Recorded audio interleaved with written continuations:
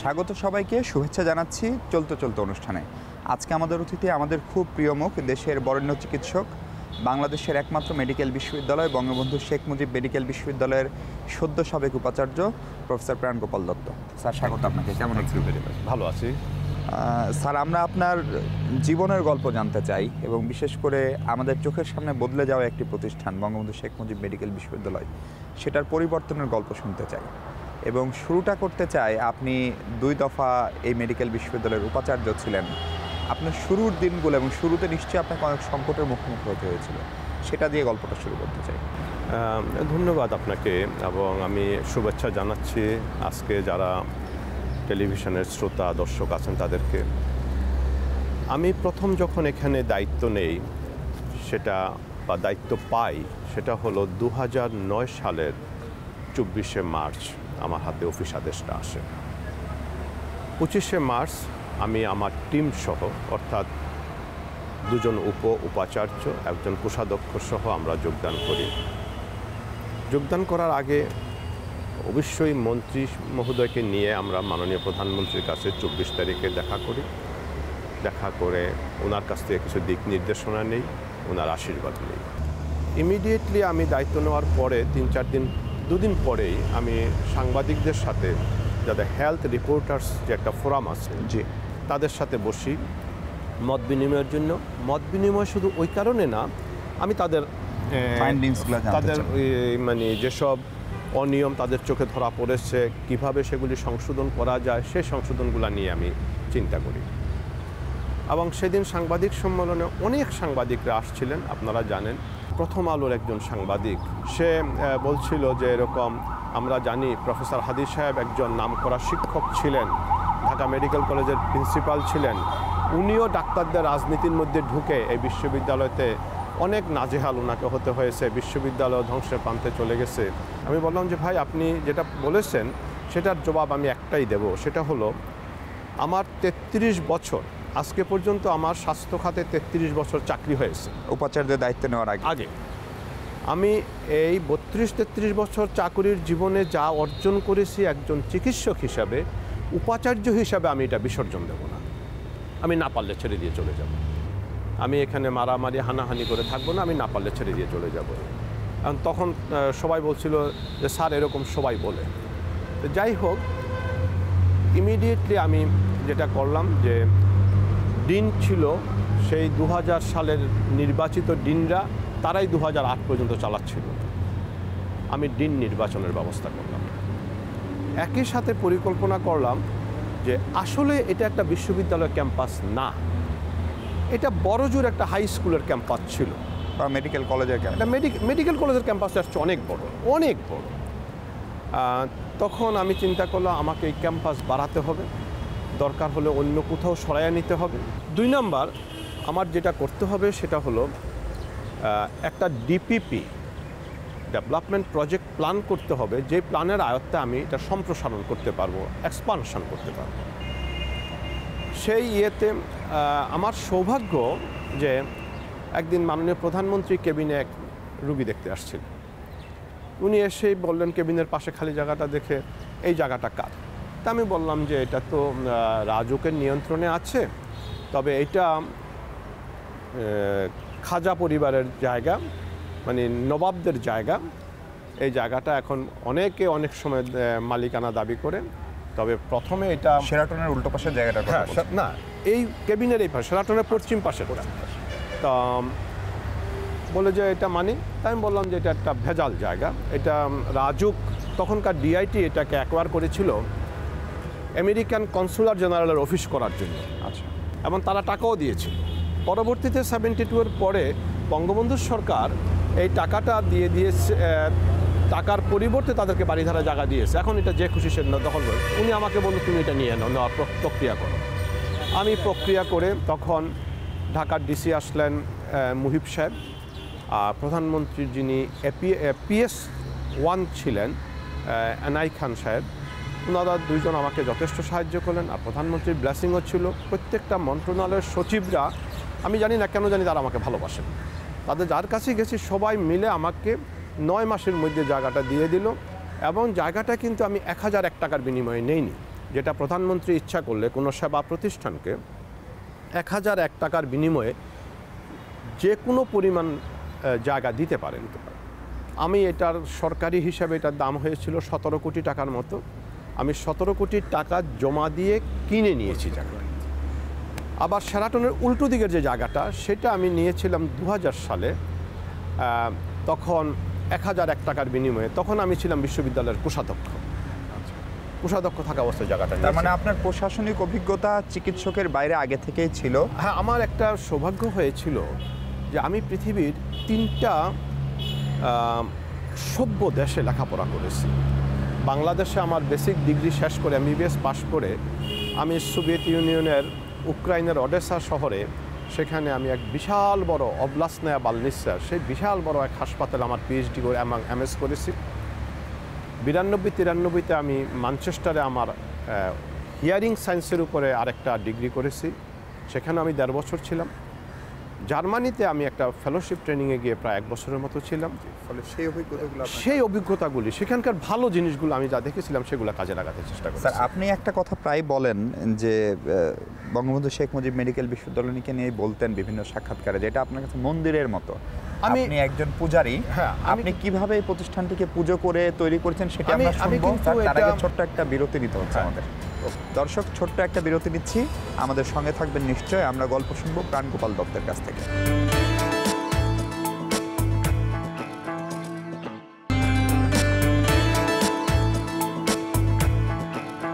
স্বাগত আরও একবার। কথা বলছিলাম প্রফেসর প্রাণগোপাল দত্তের সঙ্গে। স্যার, আমি বিরতির আগে যেটা বলছিলাম যে আপনি বলেন যে কাজ, বিশেষ করে আপনার হাসপাতাল আপনার কাছে মন্দিরের মতো।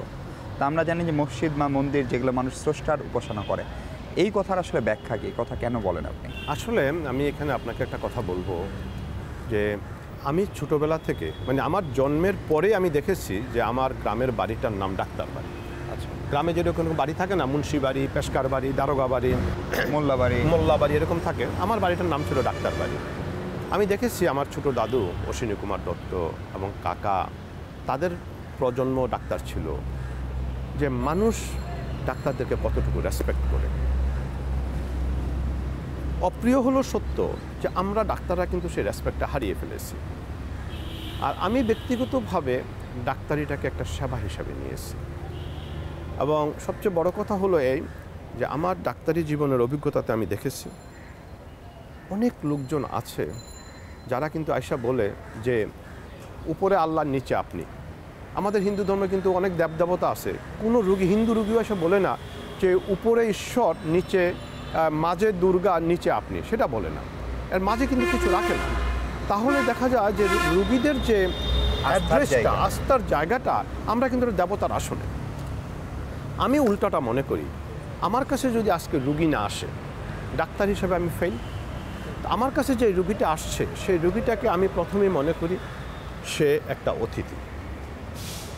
আর একটা কথা আছে, অতিথি বিমুখ হলে ধর্ম যায় মা রসাতলে।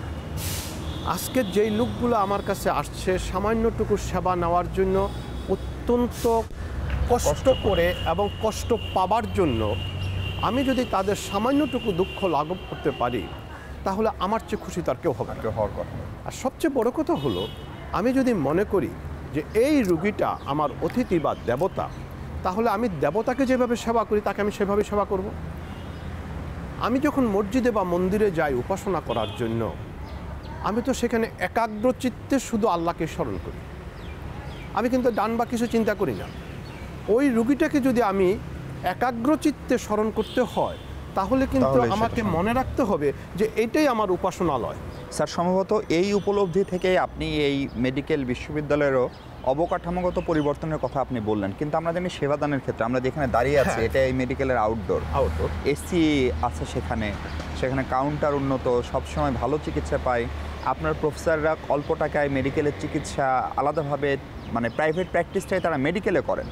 এগুলো আপনি করেছেন, এগুলো করতে গিয়ে আপনাকে নিশ্চয়ই অনেকের বিরাগ ভাজনও হতে হয়েছে। আমি আপনাকে একটা কথা বলি যে আমি এই মানে প্রত্যেকটা কাজ করতে গিয়ে আমি মাঝে মাঝে স্মল ডোজ দিয়েছি, যাতে রিয়াকশান না হয়। স্মল ডোজ বলতে আমি বোঝাচ্ছি যে আমি প্রথমে ওদেরকে বলেছিলাম যে এটা নন প্র্যাকটিসিং হওয়া উচিত, যেরকম national university hospital Singapore, all India institute of medical science, তারপরে চণ্ডীগড়ে জিগমার। তো এই যে জিনিসগুলো আছে এটা হওয়া উচিত ছিল সেরকম। তো আমাদের এটা একটা পোস্ট গ্রাজুয়েট ইনস্টিটিউট, আমরা এটা করি। তখন অনেকে একটু নাখুশ হলো। তারপরে আমি যেটা করলাম সেটা হলো যে তাহলে ঠিক আছে, আমরা অ্যাটলিস্ট এই কাজটা করি যে আমরা 2:30টার পরে বাসায় না গিয়ে প্রত্যেকে আমরা আউটডোরে বসি 200 টাকার বিনিময়ে রুগীদের দেখি। কারণ আমি দেখেছি অনেক রুগী আমার কাছে এসে বলে যে ডাক্তার সাহেব আমার তো 500 টাকা ফি দিতে অসুবিধা হচ্ছে, যদিও অনেকে 1000 টাকা 1200 টাকা ফি নিচ্ছে। তখন আমি, যার জন্য আমার চেম্বারে আমি লিখে রাখছি যে ফি দিতে আর্থিক অসুবিধা হলে দয়া করে বলুন। মজার ব্যাপার হলো যে এই 200 টাকা দিয়ে যখন আমি টিকিটে দেখার ব্যবস্থা করলাম, জামিলুর রাজা চৌধুরী স্যারের মতো লোক যিনি আমার কাছে একটা অ্যাপয়েন্টমেন্ট চেয়েছিলেন দেখার জন্য, আমি বললাম স্যার বিকালে আমার চেম্বার আসেন। কয় না, আমি 500 টাকা দিয়ে দেখাবো না, আমি তোমাকে 200 টাকা দিয়ে তোমার আউটডোরে দেখাবো। উনি 200 টাকা দিয়ে কিন্তু আমাকে আমার আউটডোরে দেখাচ্ছেন। আমি ওনাকে কিন্তু আমার চেম্বারে দেখলেও কিন্তু আমি 500 টাকা নিতাম না, কিন্তু উনি এখানে এসে 200 টাকা জমা দিয়ে টিকিট কেটে আমাকে দেখে সিস্টেমটাকে স্বীকৃতি দেওয়া। হ্যাঁ, স্বীকৃতি দেওয়া। তো এই যে প্রাপ্তিটা, এই প্রাপ্তিটাই তো আমার জন্য একটা বিশাল বড় প্রাপ্তি। আজকে আমি শুরু করেছিলাম তারপরে 6টা ডিপার্টমেন্ট দিয়ে, শেষে বাড়তে বাড়তে এটা হলো 9টা 2 মাসের মাথায়, তারপরে 11টা, এখন এটা 26টা ডিপার্টমেন্ট হয়ে গেছে। তো এই যে জিনিসগুলো, এটা হলো যে চেষ্টা করলে সবাই কিন্তু এদেশের মানুষকে ভালোবাসে। স্যার, আরেকটা জিনিস আমি খুবই জানতে চাই, সেটা হচ্ছে যে নিশ্চয়ই এইগুলো করতে গিয়ে আপনার অনেক সহকর্মী ভালো, কিন্তু অনেকেও এটাকে বাধাগ্রস্ত করার নিশ্চয়ই চেষ্টা করেছে, কারণ অনেকের স্বার্থহানির কথা আছে। আমি আপনাকে ধন্যবাদ। মানে you have gone to the core point of the administration. Actually আমাকে মাননীয় প্রধানমন্ত্রী যে টিমটা দিয়েছিলেন, আমি, প্রফেসর আনিসুল হক, আমার অত্যন্ত আপন যে নিউনেটোলজিস্ট প্রফেসর শহীদুল্লাহ, আর প্রফেসর মোয়াজ্জেম ভাই, উনি আমার 2 বছর সিনিয়র, কিন্তু ট্রেজারার হিসেবে যে আমার সাথে কাজ করেছেন, আমি যে ওনার জুনিয়র ছিলাম বা উনি যে আমার সিনিয়র ছিলেন সেটা বুঝতে পারি, আমরা কেউ কাউকে এটা বুঝতে দেইনি। আমি মোয়াজ্জেম ভাইকে ভাইস চ্যান্সেলরের উপরেও যদি কিছু থাকে সেরকম রেসপেক্ট করতাম, আর উনিও আমাকে অসম্ভব স্নেহ করতেন। আমার প্রত্যেকটা কাজে 2 পা বেরিয়ে এসে আগিয়ে দিয়ে যেতেন। মাঝে যেটা হলো, বছরখানেক পরে আনিস তার পারিবারিক কারণে পদত্যাগ করে চলে গেল। তারপরে রুহুল আমিন মিয়া যে আসলো আমার একাডেমিক সাইডটা দেখার জন্য, আমি তো মনে করি প্রফেসর রুহুল আমিন মিয়া আমার চেয়ে আরও বেশি কঠোর পরিশ্রমী, নিষ্ঠাবান, এবং যে পুরো যে রেসিডেন্সি প্রোগ্রামে আমি চলে গেলাম, তথাকথিত পোস্ট গ্রাজুয়েট এডুকেশনটাকে ভেঙে দিয়ে একটা আবাসিক ট্রেনিং প্রক্রিয়াতে চলে গেলাম, যেটা আমেরিকা, ইদানিং ইংল্যান্ড চলে গেছে সেই পদ্ধতিতে, অস্ট্রেলিয়া, নিউজিল্যান্ড, সাউথ আফ্রিকা, প্রত্যেকটা দেশে এই পদ্ধতিটা বিদ্যমান। সেই জায়গাতে চলে গেলাম। এখানে কিন্তু professor Ruhul Amin Bhuiya, professor Nazrul Islam, director medical inspection, professor Abu Shafi Ahmed Amin, এবং আমার যে ডিনরা ছিলেন, এরা অসম্ভব গুরুত্বপূর্ণ ভূমিকা রেখেছেন। আপনার দারুণ একটা টিম ওয়ার্ক হয়েছিল। ইয়েস, জি। এবং স্যার, আমরা এই টিম ওয়ার্কের বাইরেও একজন ডাক্তার প্রাণগোপাল, একজন ব্যক্তি প্রাণগোপাল, একজন বাবা প্রাণগোপাল, একজন স্বামী প্রাণগোপাল আছেন, সেই গল্প শুনবো। তার আগে আবার একটা বিরতি নিচ্ছি। দর্শক, আবার একটা ছোট্ট বিরতি নিচ্ছি, আমাদের সঙ্গে থাকবেন নিশ্চয়ই।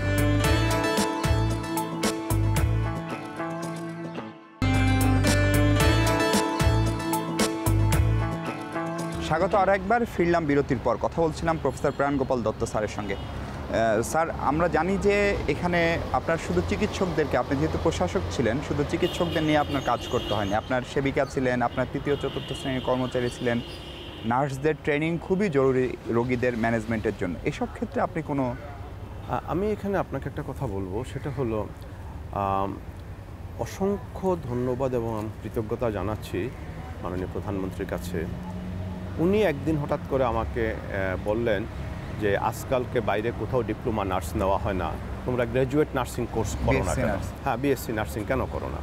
আমি ওনাকে তখন বললাম যে আমার যে অ্যাক্ট আপনি দিয়েছেন 2009 সালে, সেই অ্যাক্টের মানে 1998 সালে সেই অ্যাক্টে শুধু পোস্ট গ্রাজুয়েট কোর্স চালু করার ক্ষমতা বিশ্ববিদ্যালয়কে দেওয়া হয়েছে বলে এটা সংশোধন করে। তারপরে আবার এটা সংশোধন করা হলো। সংশোধন করে আমার আরও সৌভাগ্য যে আমি শাহানা আক্তার রহমান, আমার পেডিয়াট্রিক্সের প্রফেসর, পেডিয়াট্রিক রিউমাটোলজির, তাকে ডিন হিসাবে নার্সিং ফ্যাকাল্টির মনোনীত করলাম এবং তাকে বললাম আপনি একটা টিম নেন যাদেরকে দিয়ে এই কোর্সটা অর্গানাইজ করা যায়, কারণ মাননীয় প্রধানমন্ত্রী এটা ডিজায়ার।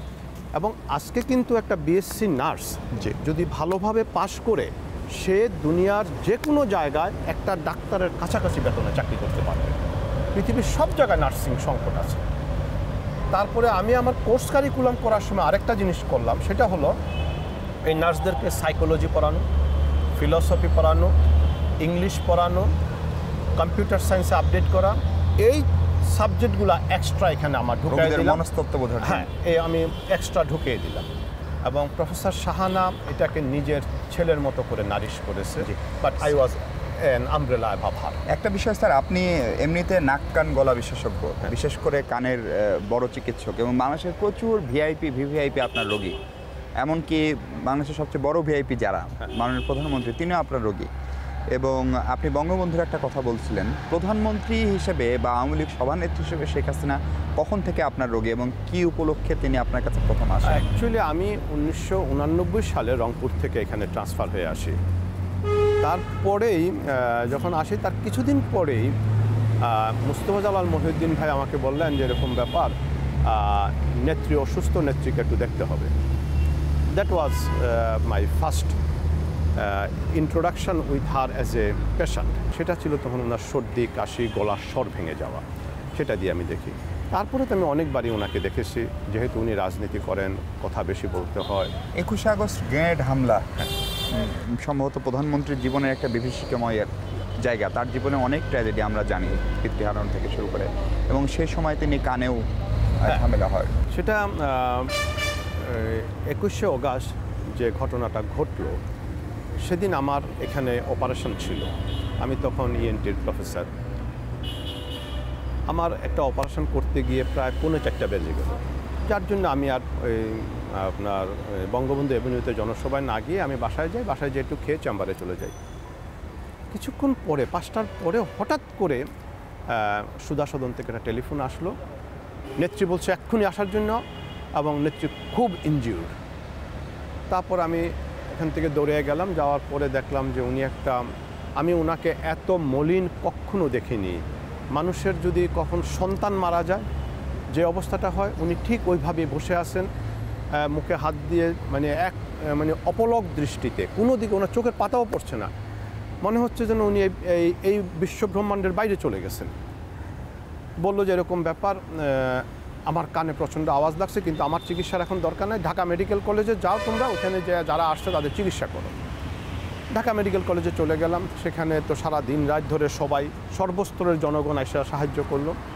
পরের দিন আমাকে আবার বলা হলো যে ওনার কানে শু শব্দ হচ্ছে, কানে শুনছেন না, ডান কানে।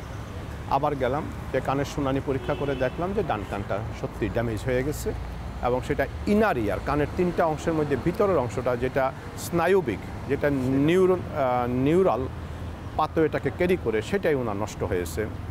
এবং সেটার চিকিৎসা যেটা আছে সেটা কিন্তু ইমিডিয়েটলি উইদিন 24 আওয়ার্স যদি চিকিৎসা করা হয়, there is chances of 90% recovery. Within 72 hours যদি চিকিৎসা করা হয়, there is chances of 50% recovery. 72 আওয়ার্সের পরে হলে আর রিকভারি হয় না। আমি ওনাকে এটা বুঝিয়ে বললাম। উনি বললো যে এরকম ব্যাপার, আমি আমার এত আহত ছেলে মেয়েকে ফেলে আমি চিকিৎসার জন্য যাব না।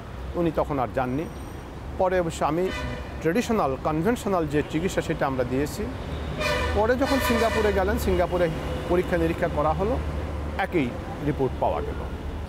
কিন্তু আপনার পেশেন্ট তো নিশ্চয়ই সবাই আওয়ামী লীগ না? না, নিশ্চয়ই বিএনপির অনেক লোকজনরা আপনার কাছে আসেন। বিএনপির আমার মনে হয় বিএনপির এমন কোনো নেতা নাই যারা আমাকে দেখায়নি।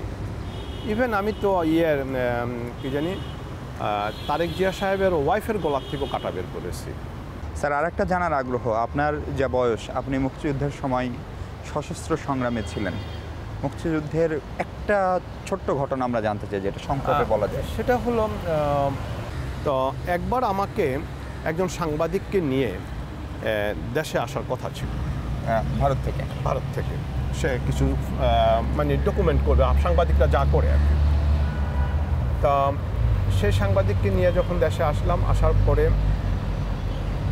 আমরা যখন আবার আমার কুমিল্লা থেকে ফিরে ময়নামতি সিলেট রাস্তা ক্রস করে আবার ইন্ডিয়ার দিকে যাব, সেখানে আমরা পাকিস্তান আর্মির হাতে ধরা পড়ে যাই। বললো কলমা বাতাও, আমি এক দমে বলে ফেলছি, আমাকে ছেড়ে দিল, বাকি সবাইকে নিয়ে। স্যার, আরেকটা জিনিস, আপনার অবসর জীবন শুরু হচ্ছে শিগগিরই, আপনি স্বেচ্ছায় অবসরে যাচ্ছেন। আপনি অবসরে আসলে কি করবেন? চিকিৎসা পেশায় থাকবেন, নাকি আপনি একসময় ছাত্র রাজনীতি করেছেন, আপনি সংগঠক ছিলেন, নাকি আপনি রাজনীতিতে আপনাকে দেখতে পাবো? আমি এখনো যেটা করি, যে আমি বিভিন্ন জায়গাতে বক্তৃতা দিয়ে বেড়াই সমসাময়িক বিষয়ের উপরে, যেমন আপনার এনডিসি, পাবলিক সার্ভিস একাডেমি, ইয়েতে staff college, NDC, Sarda police academy, আমাদের বিয়াম একাডেমি, পিএটিসি, বিভিন্ন জায়গাতে। আসলে আমি এই যে ওখানে আমি কাউকে শিখাই তা কিন্তু আমি বলবো না, আমি ইন্টারেক্ট করে তাদের কাছ থেকে অনেক কিছু শিখতে পারি, মানে আমার নলেজটা আরও বেড়ে যায়। আর নাম্বার 2 হলো, আমি চাচ্ছি যে স্বাস্থ্যসেবার উন্নতির কল্পে আরও কিছু কাজ করার জন্য। এর মধ্যে বেশি আমার জন্য এখন পীড়া দিচ্ছে সেটা হলো আমাদের মেডিকেল চিকিৎসা ব্যবস্থাটা, চিকিৎসা শিক্ষা ব্যবস্থাটা, যেটা under graduate, post graduate, under graduate nursing মানে ডিপ্লোমা নার্সিং, গ্র্যাজুয়েট নার্সিং বা পোস্ট গ্র্যাজুয়েট নার্সিং, ওই জায়গাটাতে এখনও আমরা কিন্তু অত্যাধুনিক বা মৌলিক কোনো পরিবর্তন আনতে পারিনি। সেটা নিয়ে আপনি কাজ করছেন? আমি সেটা নিয়ে কাজ করি। আপনার সেই জন্য সফলতা কামনা করছি। আপনাকে অনেক ধন্যবাদ আমাদের সময় দেওয়ার জন্য। দর্শক, শেষ করছি আজ। পরবর্তী পর্বে দেখা হবে আবারও কোনো সফল মানুষের জীবনের গল্প নিয়ে। আমাদের সঙ্গে থাকবেন নিশ্চয়ই।